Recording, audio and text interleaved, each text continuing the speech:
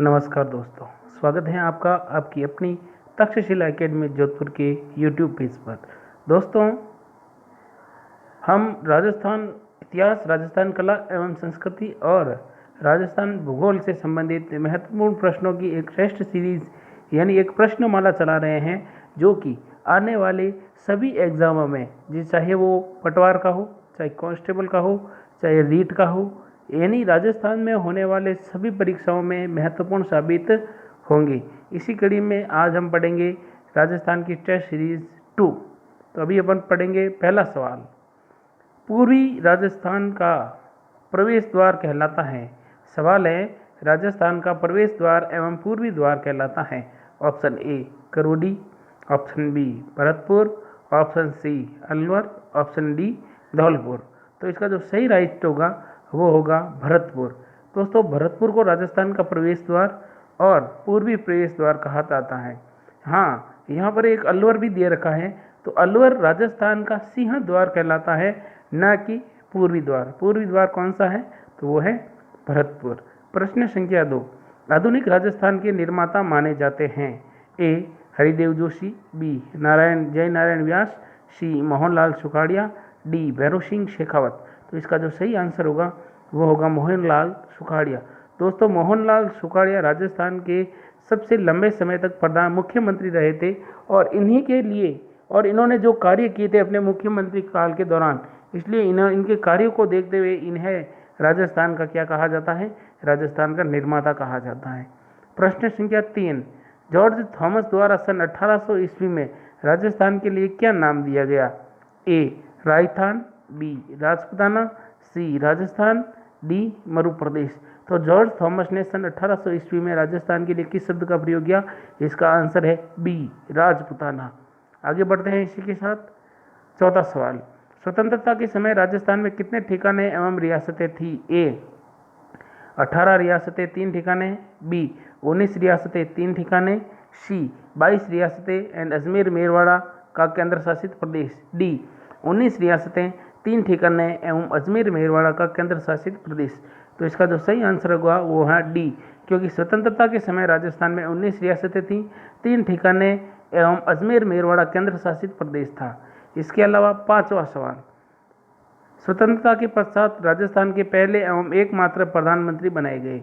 ए सवाई मान सिंह, बी जय नारायण व्यास, सी हीरालाल शास्त्री और डी हरिभाऊ उपाध्याय। तो इसका जो सही आंसर होगा वो होगा दोस्तों हरिभाऊ उपाध्याय। अगला सवाल। चौहान वंश का प्रथम शासक कौन था? ए दुर्लभराज, बी विग्रहराज, सी वासुदेव और डी अजयराज। तो दोस्तों, चौहान वंश का प्रथम शासक था वासुदेव चौहान, और वासुदेव चौहान को ही चौहान वंश का आदि पुरुष कहा जाता है। वासुदेव चौहान ने ही सर्वप्रथम सांबर झील के आसपास यानी सांबर में सबसे पहले चौहान वंश की स्थापना की थी। इसके अलावा चौहानों की उत्पत्ति मोहनोत नैन्सी के अनुसार बताई गई है अग्निकुंड यज्ञ से। सवाल है 7वां। अलाउद्दीन ने राजस्थान में सर्वप्रथम किस राज्य पर अधिकार किया? ए जालोर, बी रणथंभौर, सी अजमेर और डी चित्तौड़। तो इसका सही आंसर होगा बी रणथंभौर। देखो दोस्तों, अलाउद्दीन ने रणथंभौर पर आक्रमण किया था 1301 में, और 1301 में रणथंभौर के शासक थे हमीरदेव चौहान, जो अपने हट के लिए जाने जाते थे।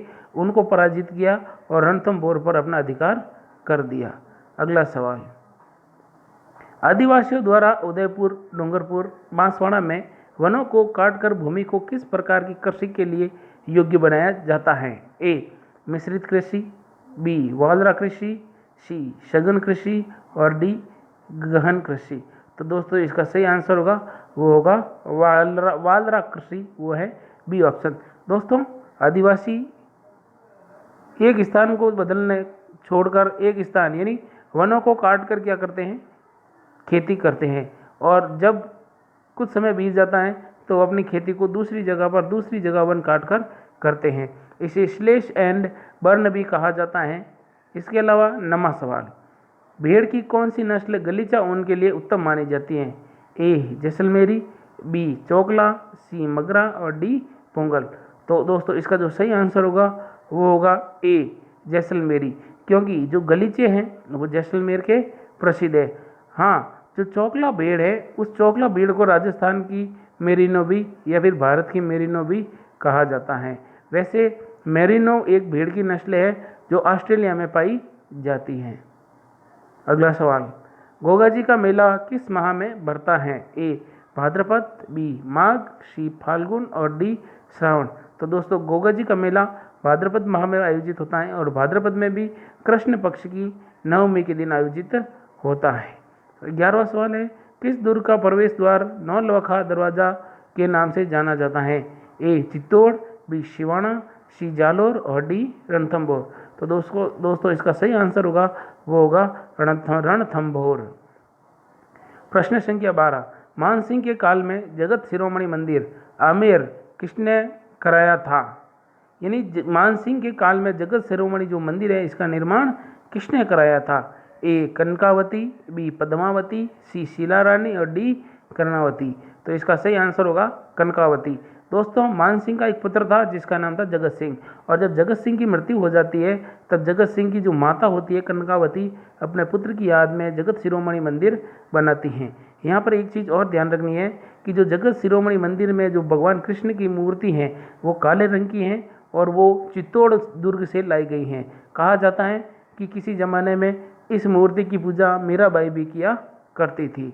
प्रश्न संख्या 13, बाबर और महाराणा सांगा के मध्य खानवा का युद्ध कब हुआ? ए 15 मार्च 1617, बी 20 जनवरी 1537, सी 16 सितंबर 1527 और डी 15 जून 1527। तो दोस्तों इसका सही आंसर होगा वो होगा 16 सितंबर 1527 को खानवा का युद्ध हुआ था।